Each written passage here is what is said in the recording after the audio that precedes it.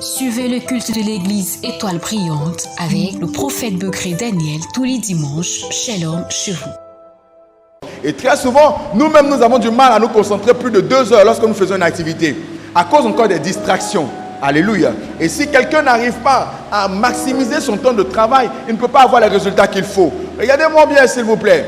Écoutez, lorsque le Seigneur a créé les cieux et la terre, tout ce qui existait, avant même de créer, de confier cela à l'homme, souvenez-vous la répartition des tâches, ou du moins la répartition des activités de tout ce qu'il a créé dans le temps. Il a créé toutes ces choses-là en 6 jours. On est d'accord? Mais de vous à moi, si Dieu est vraiment Dieu, était-il obligé de créer tout cela en 6 jours? Ne pouvait-il pas les créer en seulement 1 seconde, en seulement même 1 journée? N'est-ce pas? Il pouvait le faire parce qu'il est Dieu. Écoutez, quand on dit que quelqu'un est Dieu, ou quand on dit que Dieu est Dieu, on veut juste dire que cette personne a des capacités hors normes. Cette personne n'a pas de commencement, n'a pas de fin. Cette personne ne peut pas être définie. Cette personne a un potentiel qui est illimité. Quelqu'un me comprend? C'est ça Dieu. Dieu est capable de tout. Dès l'instant où il y a une chose que Dieu ne peut pas faire, alors il cesse d'être Dieu. Quelqu'un me comprend? Il n'y a aucune limite pour Dieu. Ce qui veut dire que Dieu aurait pu créer tout ce qu'il a créé en 6 jours. Il aurait pu les créer en combien de jours? En juste 1 jour. Mais il crée seulement 6 jours. Pourquoi? Pour t'interpeller, pour m'interpeller, pour nous montrer la place du travail, la place de l'effort, de l'accomplissement du programme divin qu'il a pour nous. Ce matin, je veux te parler de quelque chose de très important. Dimanche passé, on a poursuivi pour parler de l'obéissance. Une chose essentielle pour voir la gloire de Dieu. Une chose essentielle pour bien compter nos jours, l'obéissance. Amen, amen. Et nous avons vu des choses intéressantes concernant l'obéissance. Compte tenu du temps, je ne vais pas revenir sur ces choses que nous avons vues. Tu peux prendre attache avec les gens de la communication pour qu'ils puissent te donner cet enseignement. Ce matin, on parle de comment racheter le temps. Dis avec moi, comment racheter le temps. Dis avec moi, comment racheter le temps. On va prendre nos Bibles dans le livre d'Éphésiens, le chapitre 5 du moins, c'est Éphésiens chapitre 5, le verset 16. Et nous lirons également 1 Corinthiens chapitre 9, du verset 26 au verset 27. Je reprends, Éphésiens chapitre 5, le verset 16, 1 Corinthiens chapitre 9, du verset 26 au verset 27. On y va. Rachetez le temps, car les jours sont mauvais. Voilà, c'est tout le verset. Rachetez le temps, car les jours sont mauvais. Je veux juste en ce matin parler de la première partie du verset. Rachetez le temps. Je ne parlerai pas des jours sont mauvais. Rachetez le temps. Amen, amen. Je vous ai fait lire ce verset pour vous faire comprendre que racheter le temps est quelque chose de possible parce que c'est quelque chose qui est biblique.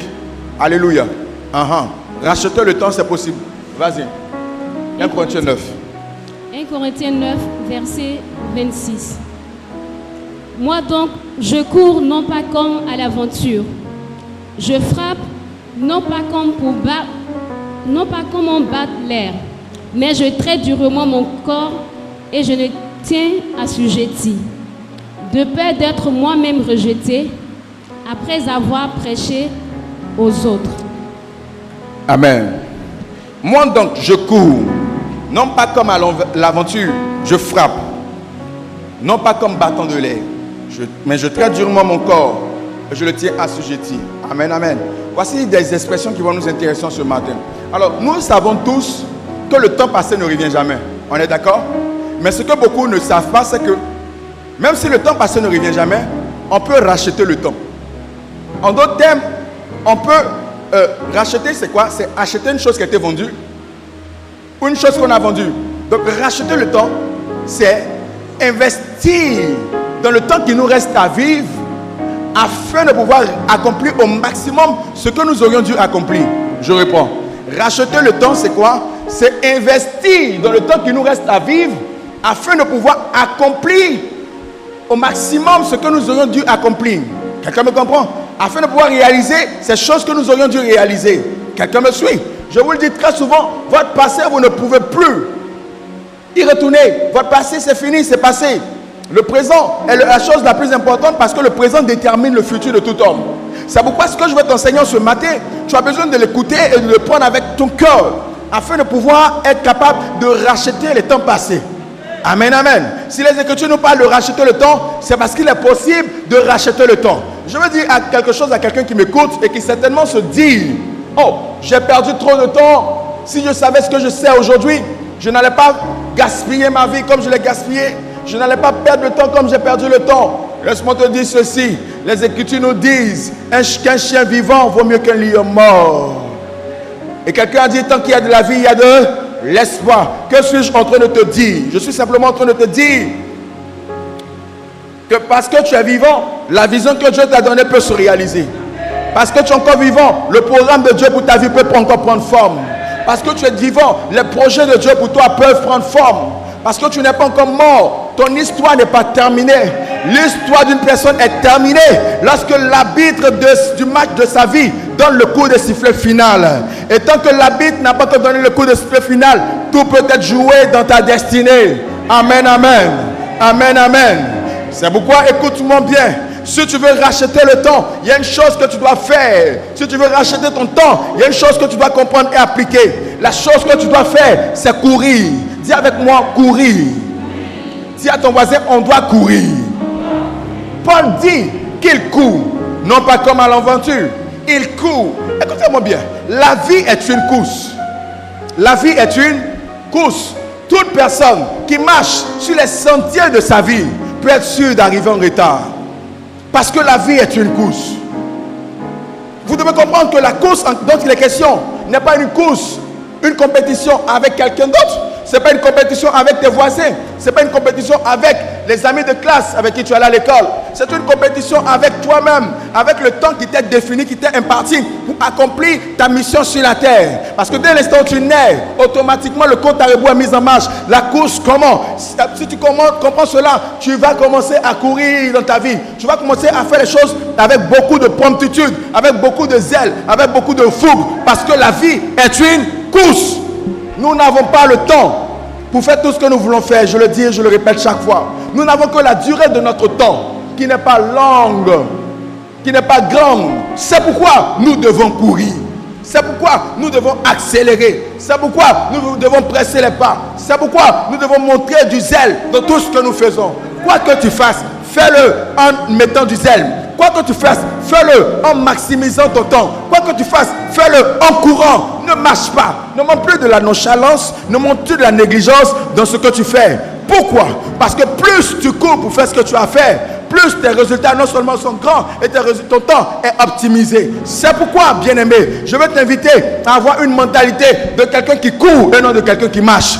Je veux t'inviter à avoir une mentalité de quelqu'un qui comprend que le temps passé ne pourra plus revenir. De quelqu'un qui comprend que midi passé ne pourra plus revenir. De quelqu'un qui comprend qu'il est temps aujourd'hui de pouvoir accélérer sa vie, accélérer sa destinée. Parce qu'à la réalité, Dieu va au rythme de chaque personne.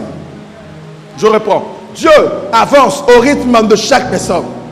Le rythme que tu mets dans la marche de ta vie est ce rythme-là auquel Dieu t'accompagne dans cette vie. Si tu accélères les pas, Dieu accélère les pas.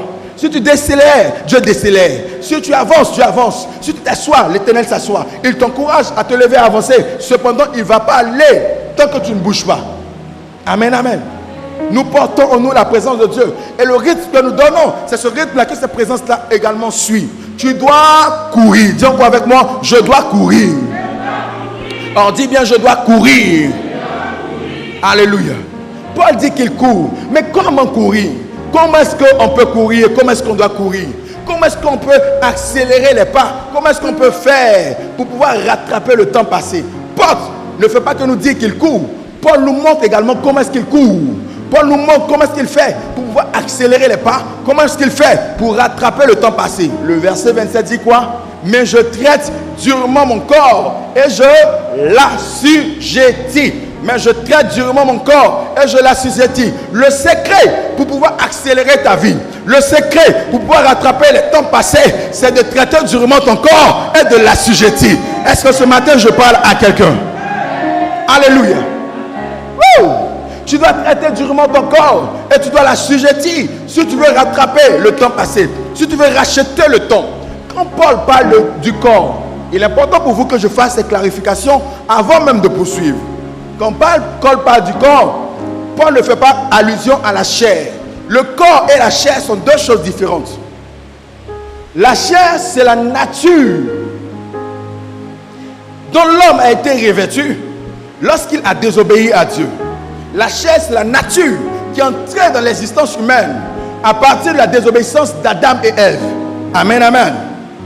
Et la chair est différente du corps dans ce sens que le corps est la matière que Dieu a donnée à l'homme à l'être humain pour faire reposer son âme et son esprit. Donc le corps est une enveloppe que Dieu nous a donnée afin d'y mettre notre âme et notre esprit.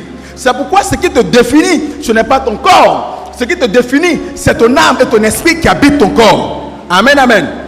Le plus important, ce n'est pas le contenant. C'est-à-dire, ce qu'on pourrait appeler l'emballage. Le plus important ici, c'est quoi? C'est le contenu. On est d'accord? C'est pourquoi lorsque tu finis de boire le contenu, est-ce que tu te préoccupes du contenant? Non, tu laisses le contenant. Il en est de même. Lorsqu'on meurt, notre corps, qui est juste l'emballage, qui a porté notre identité, notre personnalité, reste sur la terre. Et ce qui nous concerne, ce qui est notre personnalité, monte vers Dieu. Amen, amen. Et c'est ce qui sera présenté au jour du jugement et sera défini comme étant sauvé ou pas sauvé. Quelqu'un me suit? Quelqu'un me comprend? Donc, quand Paul parle de traiter durement son corps, il fait référence à ton corps physique que tu as.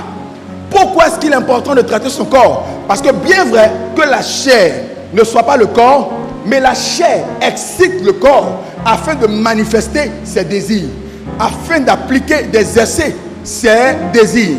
Quelqu'un me comprend? Je réponds. La chair n'est pas le corps, mais la chair excite le corps. La chair a tendance à utiliser ton corps pour exprimer, pour manifester ses désirs, c'est-à-dire les désirs de la chair. Quand vous lisez dans le livre de Galates chapitre 5 à partir du verset 16 au verset 21, au verset 16 il est dit, je dis donc, marchez selon l'esprit et vous n'accomplirez pas les désirs de la chair. Et vous n'accomplirez pas quoi? Les désirs de la chair. Donc la chair a ses désirs. Et les désirs de la chair, à partir du verset 19, on commence à les citer, c'est l'impudicité, l'impureté, la dissolution, l'idolâtrie, la magie et j'en passe. Donc là, ce sont là les désirs de la chair que la chair cherche à manifester, mais au travers de notre corps. Quelqu'un me suit, quelqu'un me comprend? Si tu me comprends, fais comme ça. Les désirs de la chair, le diable, la chair, cherche à les manifester, à les exprimer au travers de notre corps. Ce qui veut dire que le corps humain en lui-même n'est pas bon ou mauvais. Le corps humain est neutre. Amen, amen. Le corps répond soit au désir de la chair ou au désir de notre âme ou de notre esprit. Le corps répond à quoi? Soit au désir de la chair ou soit au désir de notre âme ou de notre esprit. C'est la raison pour laquelle Paul dit quoi? Il dit il traite durement son corps et il l'assujettit pour ne pas que son corps réponde au désir de la chair, pour ne pas que son corps obéisse aux envies de la chair. Amen, amen. Ce que je vais te dire est très important. Lorsque le diable veut détruire une destinée, il ne tue pas la vision que Dieu donne à cette personne. Lorsque le diable veut arrêter la vie d'une personne, veut l'empêcher de réaliser le programme que Dieu a pour lui, le diable ne s'attaque pas à sa vision. La vision est quelque chose d'immatériel. Une fois que c'est venu dans ton esprit, personne ne peut l'enlever. Amen, amen. C'est pourquoi personne ne pouvait convaincre Joseph qu'il n'allait pas être grand. Parce que ce qu'il a vu est vu et c'est dans son esprit. Cependant, ce que le diable fait, c'est quoi? C'est de travailler sur ton corps. C'est de contrôler ton corps. Parce qu'il sait que s'il peut contrôler ton corps, il peut contrôler ta destinée. Si le diable peut contrôler une partie ou tout ton corps entièrement, il peut alors contrôler ta vie. Est-ce que je parle à quelqu'un? Et beaucoup de personnes ont vu leur destinée être modélisée, modifiée, le programme de Dieu pour eux être changé. Pourquoi? Parce que le diable a contrôlé une partie ou le corps entièrement. Oui. Le diable contrôle notre corps à partir de l'influence de la chair sur notre corps. Et celui qui laisse la chair et les désirs de la chair s'exprimer au travers de son corps permet au diable de le contrôler. C'est pourquoi ce matin je prie que Dieu te donne de pouvoir assujettir ton corps dans le nom de Jésus-Christ. À partir de cet enseignement, tu dois commencer à devenir le maître de ton corps.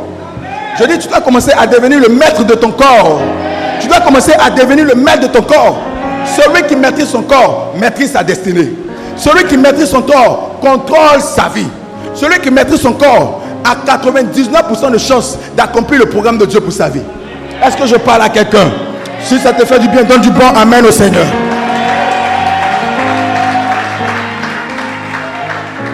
Regardez, il y a des personnes qui, à cause de leur bouche, ont perdu certaines grâces. Pourquoi? Parce que ne maîtrisant pas cet organe de leur corps.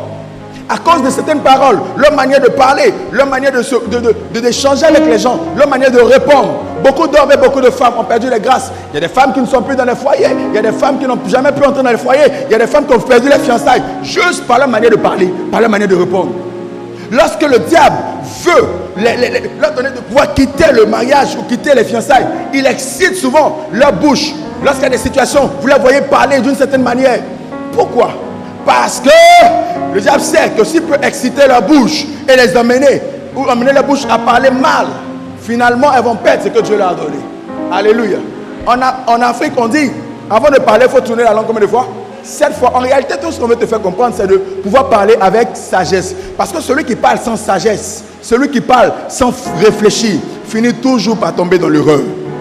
Beaucoup ont laissé le diable contrôler leurs yeux. Ils regardent tout. Même ce qu'ils ne doivent pas regarder, ils regardent.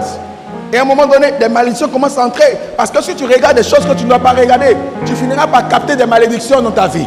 Amen, amen. Regardez le fils de Lot qui a osé regarder ce qu'il ne devait pas voir.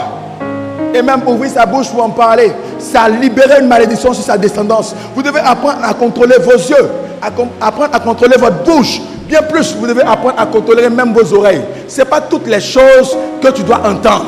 Il y a des informations, quand tu les as, ça contrôle ta vie. Il y a des informations, quand tu les as, ça agit sur tes émotions, ça agit sur tes sentiments. Amen, amen. Aujourd'hui, tout le monde cherche à s'affairer. Quelle chose tu veux t'affairer? Tu cherches à savoir tout. Ce qui est bon, ce qui n'est pas bon. Tu veux tout savoir. Et souvent, quand tu as des informations que ton cœur n'est pas droit, tu finis par pécher. Et quand tu pêches, tu t'attires la malédiction. Quand tu pêches, tu t'attires le malheur. Tu sais pourquoi vous devez faire attention à tout ce que vous entendez. Filtrez ce qui entre dans vos oreilles.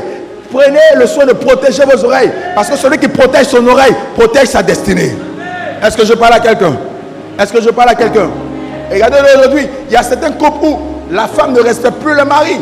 Pourquoi? Parce que le monsieur n'a pas pu garder son intimité préservée. Il y a des couples où monsieur et madame ne vivent plus ensemble. Les enfants sont disséminés un peu partout. Pourquoi? Parce que la partie de ton corps qui est ton intimité, tu n'as pas pu contrôler cela. Allant de femme en femme, de femme en femme, ainsi de suite. Du coup, ça crée une fragilisation dans le tissu familial. On doit apprendre à contrôler notre corps. Alléluia. Contrôler ton corps, c'est contrôler ta destinée. Contrôler ton corps, c'est contrôler ta vie. Il y a plusieurs personnes sur le chemin de leur destinée sont freinées à cause de leur ventre. Dans la ville de Galates, Paul parle de ces personnes comme étant des personnes qui sont des disciples, des enfants du Dieu ventre. Pour beaucoup, leur ventre est leur Dieu. Pourquoi? Parce qu'ils ont du mal à pouvoir obéir au Seigneur. Lorsque le Seigneur leur donne, par exemple, demande pardon de jeûner. Vous allez voir des gens qui ne peuvent pas jeûner à cause de quoi? De leur ventre. Quand ils ne mangent pas, s'il est 10 heures, ils commencent à trembler comme des feuilles mortes, à trembler. Alléluia. Je veux te dire ici, tu es dans ce cas.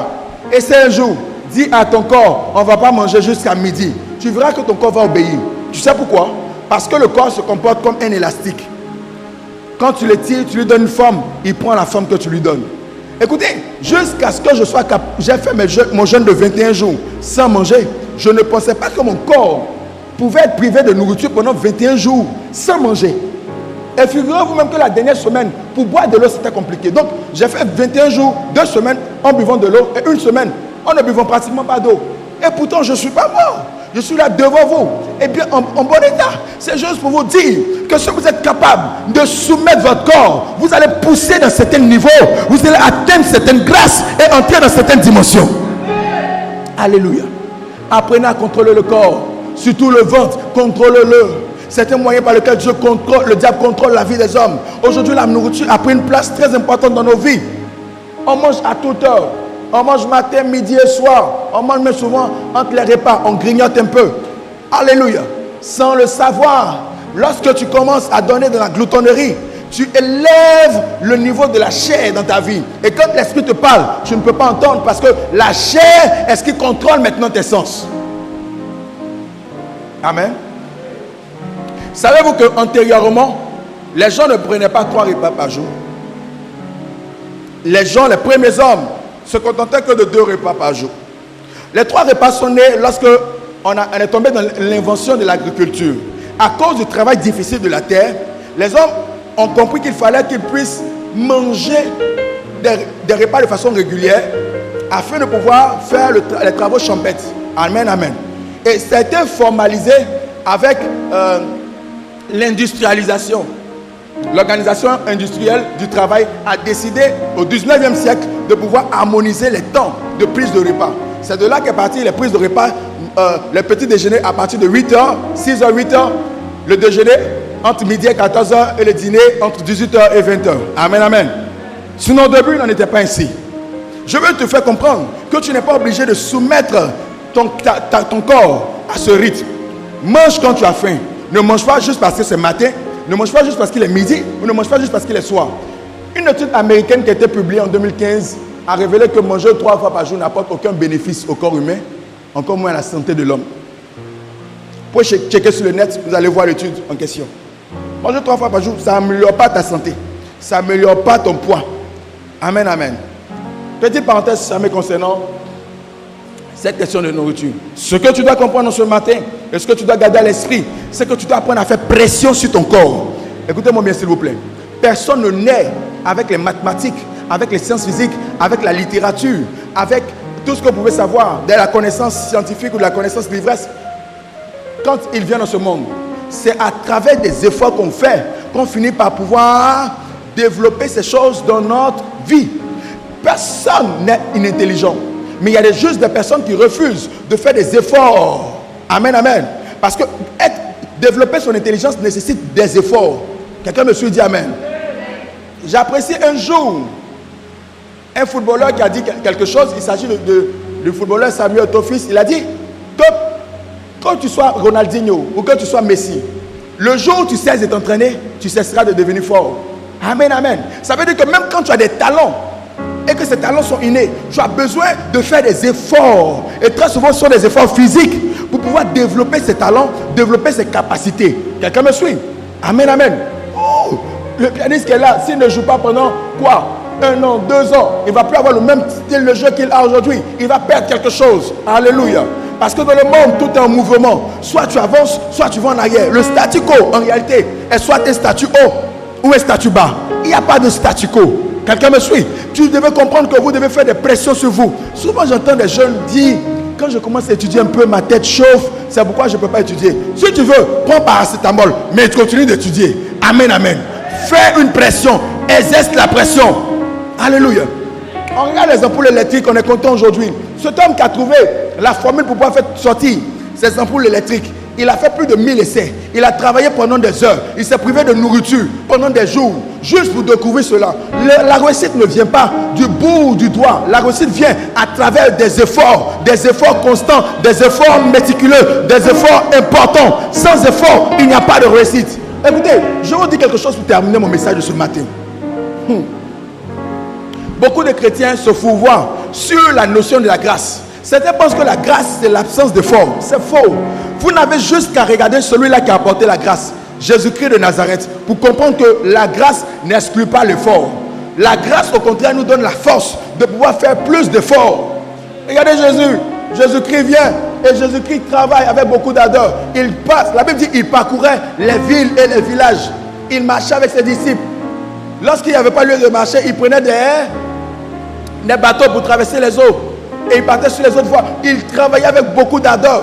Il pouvait dire, je suis Jésus-Christ. Je vais m'arrêter là et puis faire des prières. Tout le monde va venir à moi. Non, la vie ne marche pas comme ça. Arrête de croire que si tu ne fais pas pression sur ton corps, tu pourras réussir. Ceux qui réussissent ont une caractéristique. Ils sacrifient, ils font pression, ils assujettissent leur corps. Et en ce matin, je prie que Dieu te donne la capacité d'assujettir ton corps, de faire pression sur ton corps. Si tu le crois, dis avec moi, j'assujettirai mon corps. Dis, j'assujettirai mon corps. Tiens-toi debout dans la présence de Dieu. On va déclarer ces paroles fortes. Parce que ce matin, il faut qu'une résolution soit prise par ta personne. Il faut que tu prennes la décision d'assujettir ton corps. Bien-aimé, la Bible dit, Salomon dit, l'homme le plus riche que la terre ait connu, il dit, un peu de sommeil, pauvreté. Bon, si un peu de sommeil, juste un peu de sommeil, conduit à la pauvreté, beaucoup de sommeil, là, ça donne quoi?